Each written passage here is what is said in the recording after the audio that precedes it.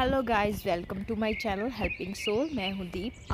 आज हम बात करने वाले हैं क्यों ऐसा होता है कि कभी हम पूजा करते हैं, पूजा पाठ भक्ति करते हैं, प्रभु का नाम लेते हैं, पर हम जो अपने मन में धारणाधारी होती है, जो हमने चाहत की होती है प्रभु से कि ये हमारा काम होगा, पर वो नहीं हो पाता है। इसका क्या रीज़न होते हैं गाइस? इसका पहला रीज़न तो ये होता है कि आप पूजा पाठ तो बराबर करते हैं, पर आपके अंदर एक विश्वास की जो भावना होती है प्रभु के तरफ कि ये मेरा काम होगा, शायद नहीं होगा, शायद परमात्मा करेंगे, शायद मेरी सुन ली जाएगी।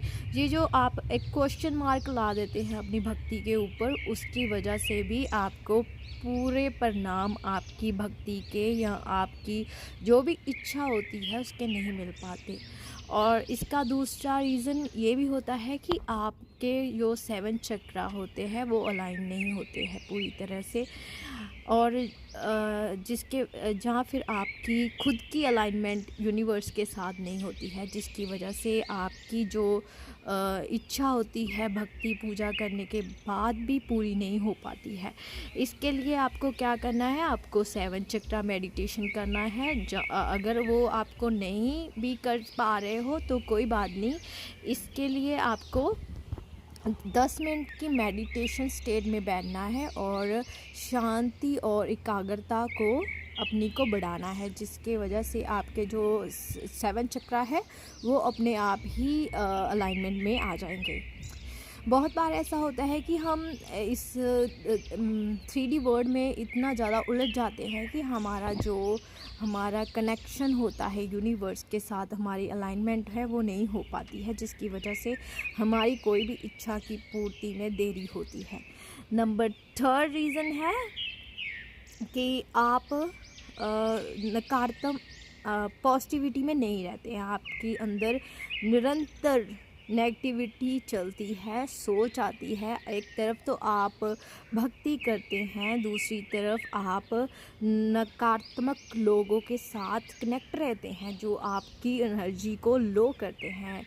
इसका उदाहरण से समझेंगे कि जैसे आपकी फैमिली में कोई ऐसा पर्सन है जिसके साथ आपकी नहीं बनती, या आपका कोई रिश्तेदार या आपका कोई फ्रेंड सर्कल में कोई ऐसा व्यक्ति है जिससे आप बात तो कर रहे हैं, वो आपके प्रति जेलसी रखता है या आपके साथ लड़ाई झगड़ा करता है, कोई आपका फैमिली का मेंबर, वो निरंतर आपको नेगेटिविटी जो दे रहा है, जिसकी वजह से आप अपनी भक्ति की जो ऊर्जा आप ग्रहण करते हैं यूनिवर्स से, पॉजिटिविटी की ऊर्जा ग्रहण करते हैं, वो कहीं ना कहीं कमज़ोर पड़ जाती है।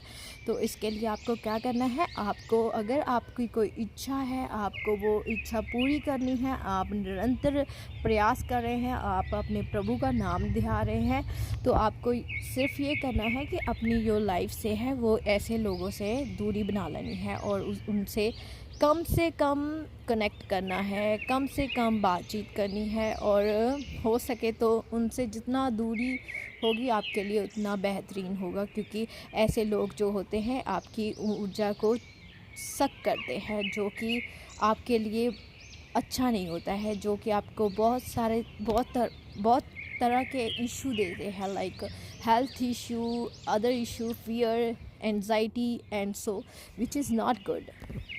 बिकॉज़ क्योंकि जब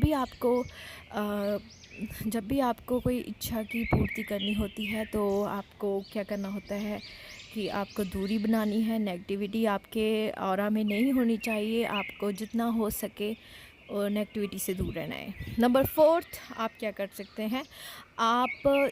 अगर आपको अपनी इच्छा की भगवान से इच्छा पूर्ति करानी है तो आपको क्या करना होगा? आपको सही समय का प्रयोग करना होगा, जैसे कि सुबह 3 से 5 बजे के बीच में जो समय होता है, तब ऐसी ऊर्जाएं यूनिवर्स में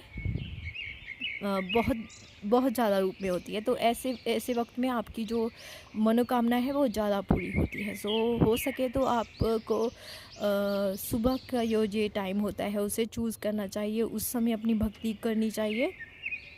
और सोने से पहले आपको अपनी इच्छा जो है उसे फील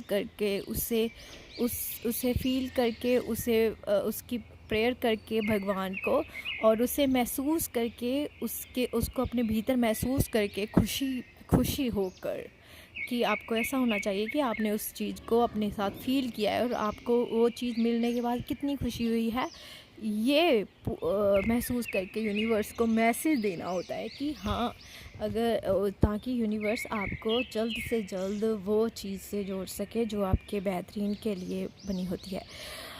एंड में दोस्तों मैं ये कहना चाहती हूँ, अगर आप बहुत ज़्यादा भक्ति कर रहे हो फिर भी आपकी इन सब चीज़ों को आपने किया फिर भी आपकी इच्छा पूरी नहीं होती, तो यकीन मानिए इसमें आपकी इच्छा नहीं पूरी हो रही है, पर इसमें भगवान की इच्छा ज़रूर पूरी हो रही है, क्योंकि हमने जो मांगा होता है वो हमारे लिए अच्छा है या हमारे लिए इन फ्यूचर में बुरा होगा, ये सिर्फ पूर्ण परमात्मा को पता है, ये हमें नहीं पता होता है।